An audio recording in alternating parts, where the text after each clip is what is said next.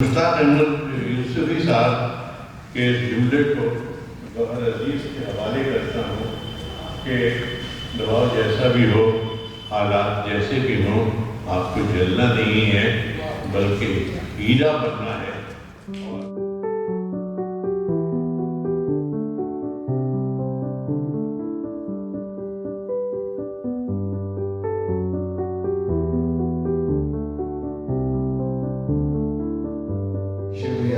کہ دو نگاہوں کا تصادم، دو دلوں کا اتفاق، بات صرف اتنی سی تھی، افسانہ کا افسانہ نہیں۔ اب میں اس بزم کے صدر سے گزارش کروں گا اس ذاتی خطبے کے لیے میری مراد اسلم بدر صاحب سے ہے، وہ یہاں تشریف لائے اور اپنا ذاتی خطبہ پیش کریں۔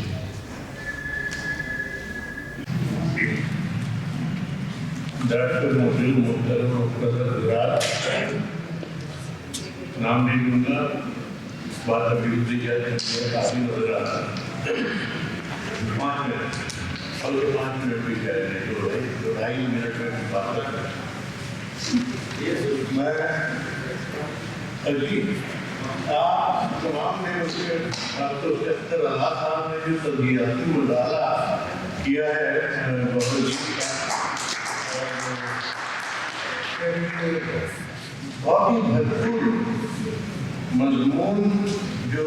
گوہر عزیز کے لیے تحفے سے کرنی ہے،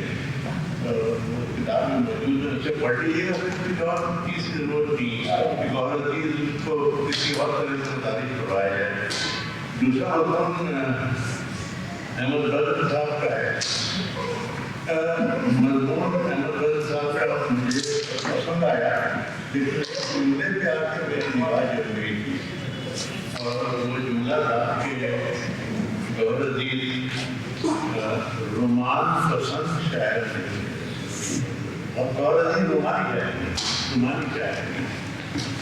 گوہر عزیز رومانی شاعر نہیں، جبکہ میں نے ان کی غزلیں جب پڑھی تو کئی شعر میری نظر سے ایسے گزرے جو بڑے جمالیاتی، ان کی جمالیات سے کچھ اوپر اٹھ کر رومان اس محبت وغیرہ سے تعلق رکھتے تھے، اور مجھے ایسا لگا کہ بھائی کہیں احمد بدر صاحب نے مخصوص شعر تو نہیں پڑھے جو پڑھنا چاہتے تھے، اور جو پڑھنا نہیں چاہتے تھے اس سے انہوں نے درگزر کیا۔ اب وہ اس طرح کے شعر میں نے کچھ شعر نوٹ کیے ہیں، لیکن آپ کو صرف ایک شعر سناتا ہوں کہ گوہر عزیز صاحب نے کہا تھا کہ مزہ مرنے پہ کیا گوہر، مزہ مرنے پہ کیا گوہر کسی نازک شگوفے پر، مزہ مرنے پہ کیا گوہر کسی نازک شگوفے پر، دعا کیے کہ قاتل حسن پر ایک دن شباب آئے۔ وہ انتظار کرنا چاہتے ہیں اس حسین قاتل کا جو ابھی عالم رسولیت سے گزر رہا ہے۔ میں چاہتا کہ جب کوئی شباب آئے گا تب لکھو یار ابھی سے کیا ضرورت ہے ہم سے یہ بول رہا عشق و محبت اور کسی سوال کرنے کی۔ لیکن اس شعر کے پڑھنے کے بعد ایک بار اور آپ سن لیجیے اس شعر کو کہ مزہ مرنے پہ کیا گوہر کسی نازک شگوفے پر، دعا کیجیے کہ قاتل حسن پر ایک دن شباب آئے گا۔ میرا خیال رکھتا ہوا تقریباً میں سمجھتا ہوں کہ 40-50 سال قبل عظیم آباد میں ایک مشاعرہ ہوا تھا، وہاں پہنچ گیا، بی ایڈ کالج کا مشاعرہ تھا، اور اس مشاعرے میں کریم ماجد صاحب تشریف رکھتے تھے، اور انہوں نے اپنی غزل چھڑی کہ یہ رنگ اشکوں کا جو لال لال ہے پیارے،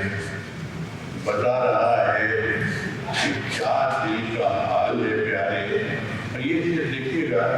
کہ وہی تو عمر تیرے درد دل کی بھی ہوگی،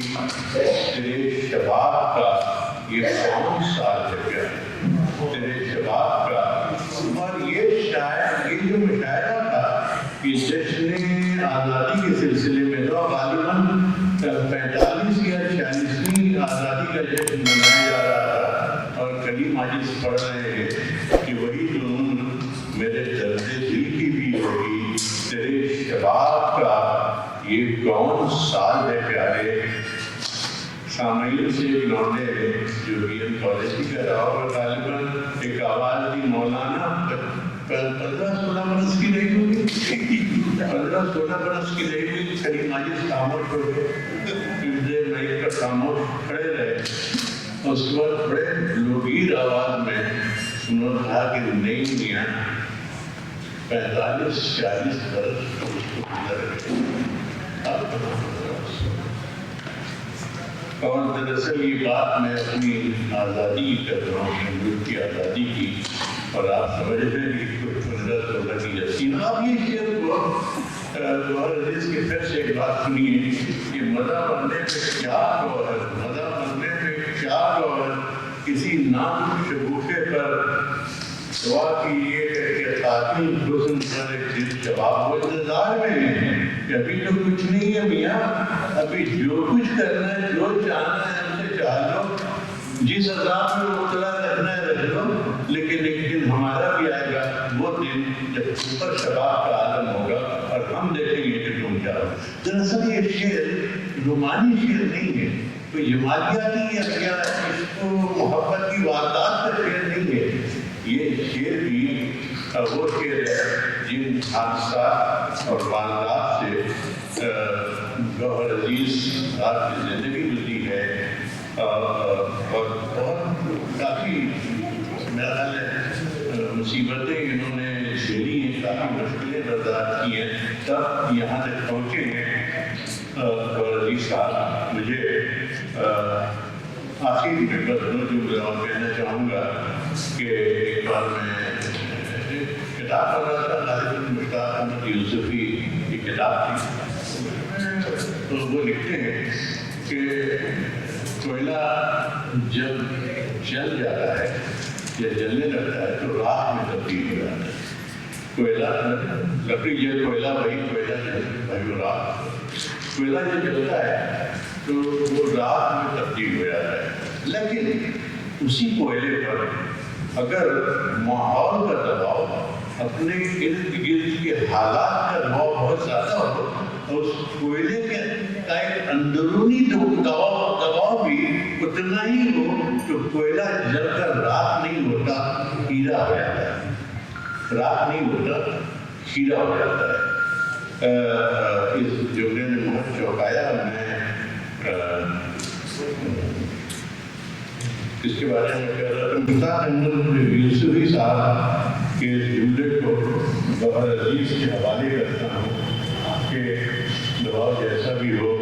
حالات جیسے بھی ہوں، آپ کو جلنا نہیں ہے بلکہ ہیرا بننا ہے۔ اور گوہر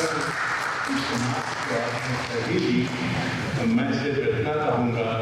کہ آپ ہیرا بن بھی جائیں تو اسے تراشتے رہیے،